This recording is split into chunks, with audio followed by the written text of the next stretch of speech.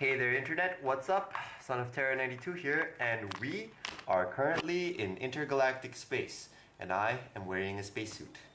Well, not really, but it turns out that the average and normal place that we could consider common in the universe is intergalactic space, and intergalactic space, the distance between stars is so vast that this is what it would look like. Well, yeah. Pitch black like this. There are no stars around.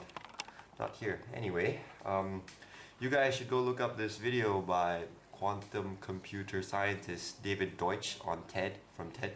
I'll go link it down below. Enough with the tomfoolery, shall we? Let's get started. Intro of brightness. I just pulled a Toby Turner on you guys. Let's get started.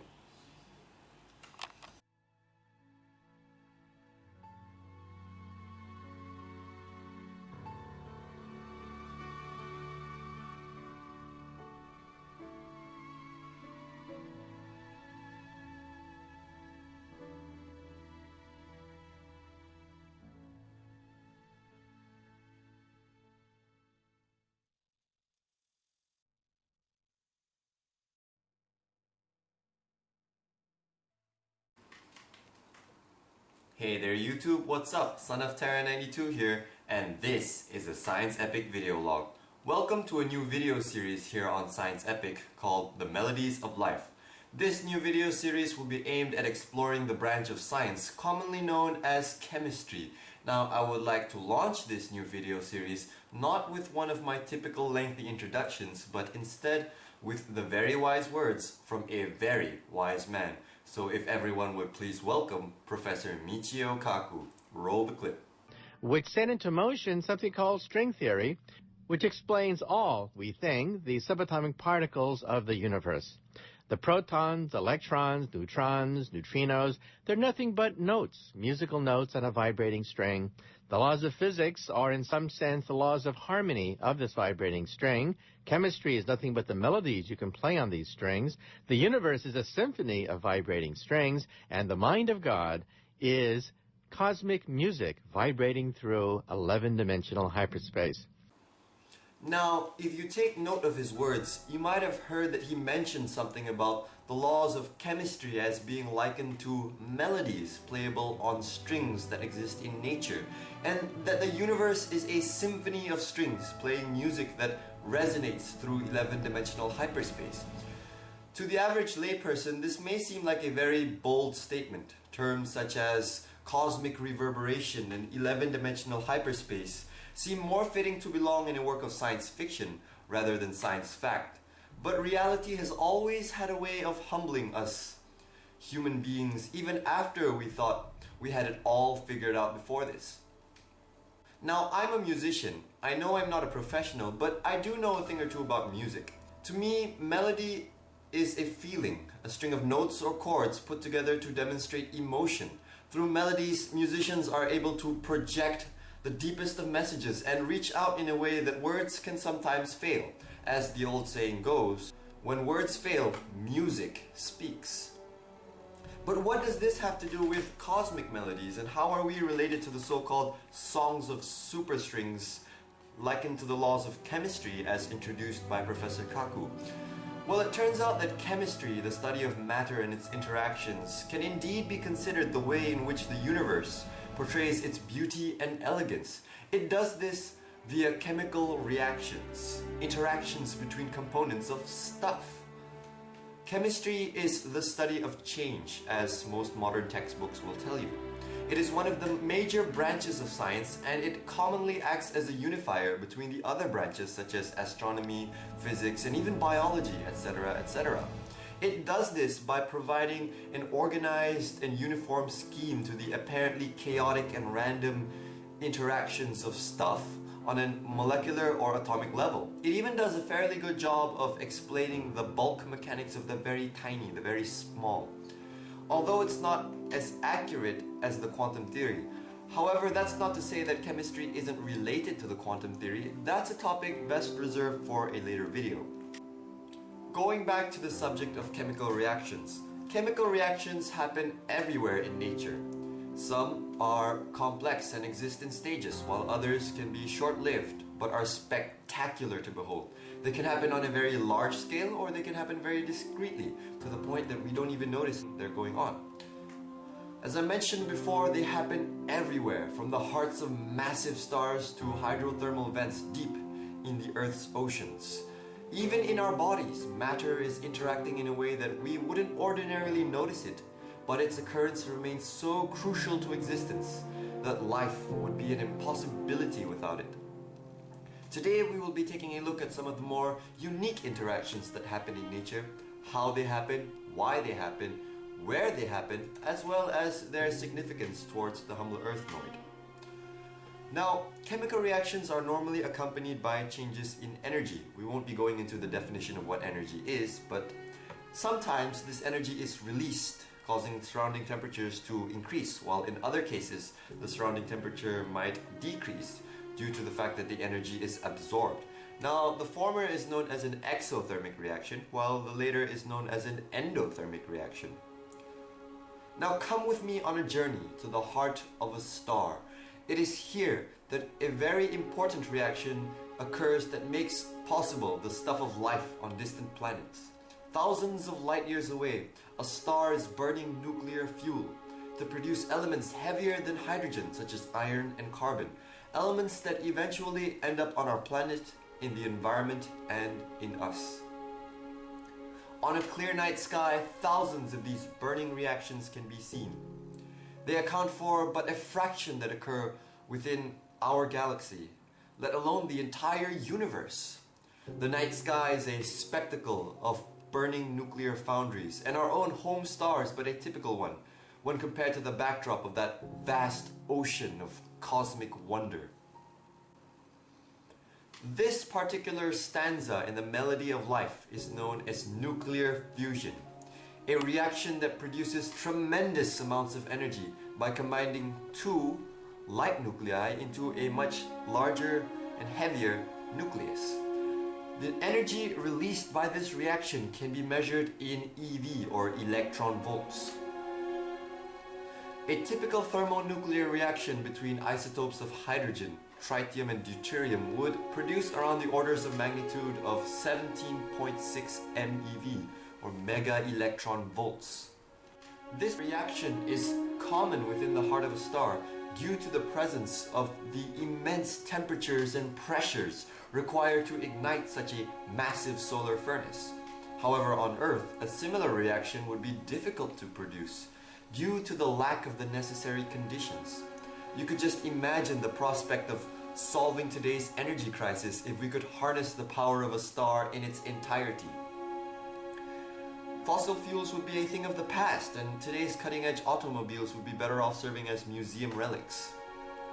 Go out during the day or before dusk during favorable non-cloudy conditions, and you can feel a portion of the effect this reaction provides as sunbeams caress your face. Roughly 93 million miles away, this violent explosion gives sustenance to the vibrant and radiant beauty we see on planet Earth, from its rich diversity of life to the environment that is suited to support its offspring. And to think that we are also products of that process occurring so far away makes me feel like we are a part of the ongoing cosmic harmony. Perhaps a far more important reaction has already occurred on Earth, one that played a crucial role in the creation of the building blocks of organic life, DNA. Now, an important way in which the melodies of chemistry can affect the synthesis of life can be seen in the formation of organic compounds. Now, this can happen naturally across the universe, such as on Titan, the sixth moon of Saturn. But in 1952, an experiment was conducted that shook our understanding of abiogenesis.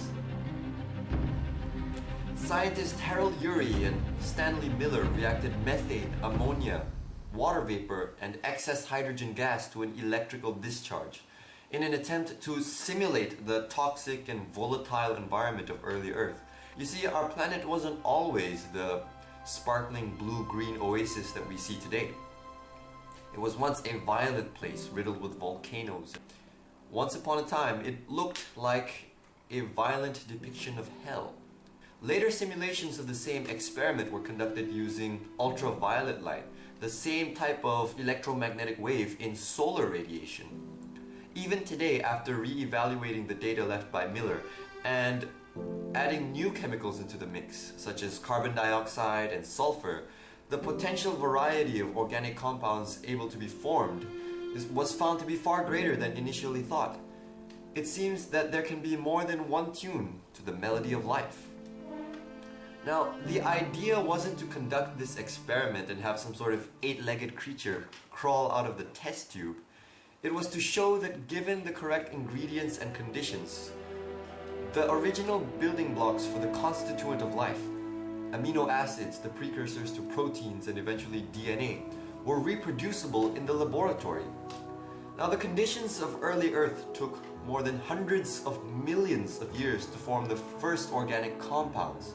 Perhaps if we could conduct the Miller-Urey experiment continuously over a period of hundreds of millions of years, maybe something will eventually crawl out of the test tube. This is, of course, very impractical, and I don't even have to say, don't try this at home. Now, I'm not an expert in biology, but I'm pretty sure if we, as a technical civilization, come to the point in which we could create new intelligence, then that would be the point in which we have to reconsider once again our role in the cosmos. There is a long chain of reactions on the ladder to the formation of life. You need to have phospholipids, proteins, DNA, and RNA. This evolution of matter that plays out from stardust to Homo sapiens can happen across the universe. You could just imagine the potential variety of combinations of organic compounds that may eventually lead to life, perhaps on planets light years from here. The melody of life, the music of life, is such that it gives rise to a new intelligence, one that, given the progress of time, can stand on its own and turn its head to the heavens in wonder of its own existence, just as we do. This is, of course, a very extraordinary speculation, and like all others like it, extraordinary claims require extraordinary evidence. This leaves us with the age-old question: why us? Why Homo sapiens? Out of the astonishingly rich biodiversity that has emerged on planet Earth, why are we the only ones capable of building skyscrapers, going to the moon and back, and colliding atoms at near light speed? From a song that once seemed so universal it could be applied to almost anywhere, why is the song of high intelligence restricted to only one species? Some of us would even be bold enough to claim this as a signature of human divinity, a popular human conceit that still stands today. Perhaps intelligence itself is nothing but an advanced chemical reaction. We are only beginning to uncover the correlation between human neurochemistry and cognitive ability. By understanding the electrochemical impulses in our brains, we will be able to further enhance our ability to adapt and survive, perhaps even increase overall longevity. The emergence of the nervous system as an integral part in ensuring the survival of a species is closely related to the evolution of chemical mechanisms. I mean, bigger brains proportional to body size and with the correct body to carry that brain in ensures survival and the ability to procreate and send your genes down the line. Now, it took a while for us to get to this point, but I'm pretty sure that our ancestors had to take full advantage of this on their quest from our lonely origins. All of the interactions of chemistry, a song that has played out for billions upon billions of years until today and will continue to play out, have resulted in you. For a brief instant in the cosmic score, the universe has arranged itself to produce a living, breathing human being, the one you see every time you look in the mirror. Of course, this may be very hard to comprehend alone. I find it very hard to understand sometimes too, and I don't think I understand it at all. But it doesn't have to be difficult to comprehend. Just look at the stars at night and then think about all the other human beings that we share this one planet with. We are all a part of that song of hyperspace, whether we notice it or not. If the universe is indeed composed of melodies, and if everything around us is indeed a symphony of strings, then it is obvious that we are all a part of an ongoing and continuous harmony. We owe it to ourselves and to that cosmic music to deal equally with each other and to keep that song of hyperspace preserved for aeons to come. Let me know what you think about this in the comments section down below. That's all for me, Son of Terra 92, signing off. Join me next time as we further explore our place on planet Earth and the role we all have to play in planetary hygiene, here on Science Epic. Thanks for watching, folks, and I will see you in the next video. Peace.